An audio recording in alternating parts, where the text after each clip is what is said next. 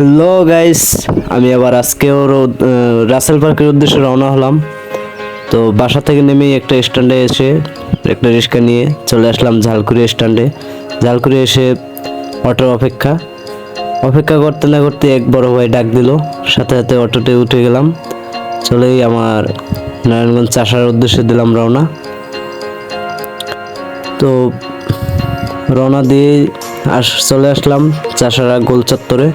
এখানে এসে মনটা অনেক ভালো হয়ে গেল। যে চাষারা যে ভিউ, ছাড়লেই দেখি ফর ইউ। তো চাষারে এসে আমি শহীদ মিনারে ঢুকলাম এবং আমার বন্ধুদের অপেক্ষা করছিলাম। বন্ধুরাও চলে আসলো, তাদের সাথে কথাবার্তা বললাম। তো এবার উদ্দেশ্য হলো রাসেল পার্ক। রাসেল পার্কে চলে আসলাম বন্ধুদের ওদের সাথে নিয়ে ঘুরতে এসে খুবই মজা পেলাম। যেটা বলে বোঝানোর মতো না আর কি। দেখি সামনে অনেকগুলা মেয়ের পাল, যেটাকে বলা যায় অমায়িক, অসাধারণ। দেখি আই এম তো অবাক। আমার বন্ধুরা বলতেছে চল একটা নিয়ে ঘুরে আসি। তো আমি বললাম না, এসবের ভিতরে আমি নেই। তো যাই হোক, দেখতে দেখতে অনেক ঘোরাঘুরি করতেছিলাম। তো ভালোই লাগতেছিল, ফিলিংসটাও অনেক অসাধারণ।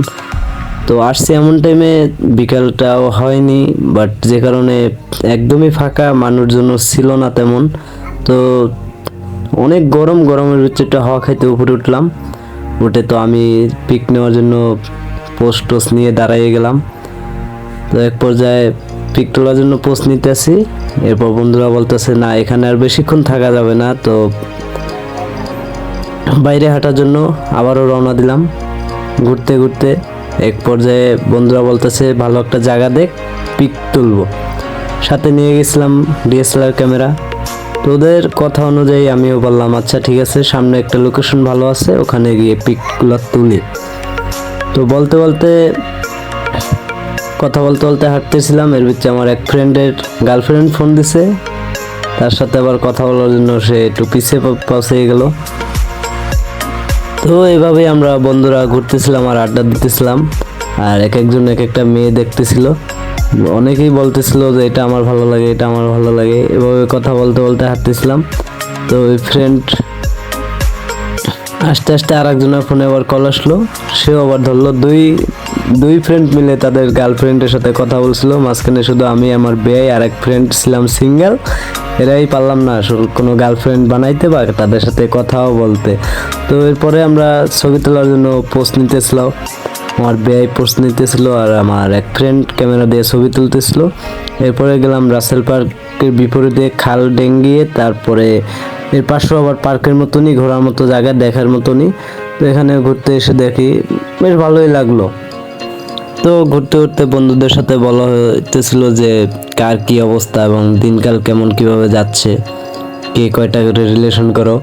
এর ভিতরে তো আমার বেয়ে তো এগুলো শুনে সে নার্ভাস, সে পিছিয়ে থাকতেছে। বাট আমাদের কথা তার একটু ভালো লাগতেছে। তারপরও সে একটু আমাদের সাথে মেচুরিটি হয় না, এই কারণে একটু দূরে এড়াই চলতেছে এবং সে একটু মেয়েগুলো আর একটু ভালোভাবে দেখতেছে, সিঙ্গেল বলে কথা।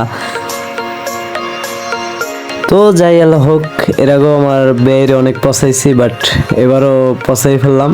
তো আগে একবার বললাম যে আমার বেয়ে এরকম মানুষ না, সেও আসলে অনেক ভালো ছেলে।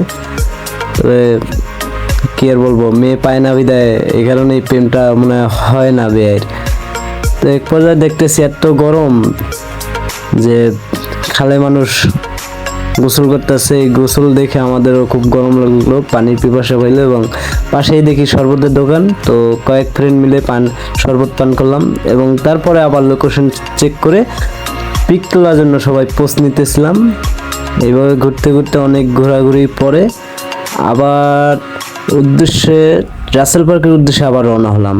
এরপরে চলে গেলাম আবার সেই রাসেল পার্কের কাঙ্ক্ষিত স্থানে, যেখানে এখন গিয়ে দেখি বেশ ভালোই বিকাল হয়েছে এবং অনেকগুলা মেয়েরা আসছে এবং আমার পিছে ছিল 3-4টা মেয়ে। তারা আমাদের বিষয় নিয়ে অনেক কথা বলতেছিল, আমার ফ্রেন্ডের বিষয়ে।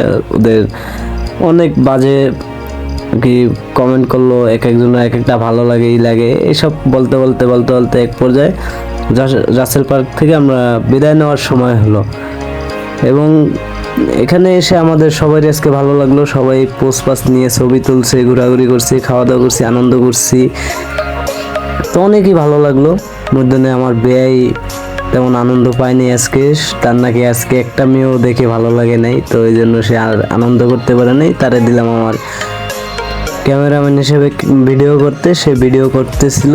এরপরে সে দেখে যে একটা মেয়ে তার পিছন দিয়ে হাঁটতে আছে। এরপরে আমরা রাসেল পার্ক থেকে বের হওয়ার জন্য প্রস্তুতি নিতেছিলাম, এই জন্য একটু পোস্ট পাস নিয়েই করতেছিলাম। তো সবাই আমার বেয়ে আমার পাশে পোস্ট পাস নিল। রাসেল পার্ক থেকে বের হলাম, বের হয়ে যার যার গন্তব্যে যাওয়ার উদ্দেশ্যে রওনা দিলাম। এবং শেষ পর্যায়ে আমার ফ্রেন্ডরাও বিদায় নেবে, বিদায় নেওয়ার জন্য সবাই প্রস্তুত। এবং এক ফ্রেন্ড চলে গেল, আর এক ফ্রেন্ডের সাথে মোলাকাত করে ফ্রেন্ড আমার বলতেছিল যে পিকগুলো যেগুলো তুলছি এগুলো আমায় হোয়াটসঅ্যাপ করে দিয়ে দাও। আমি বললাম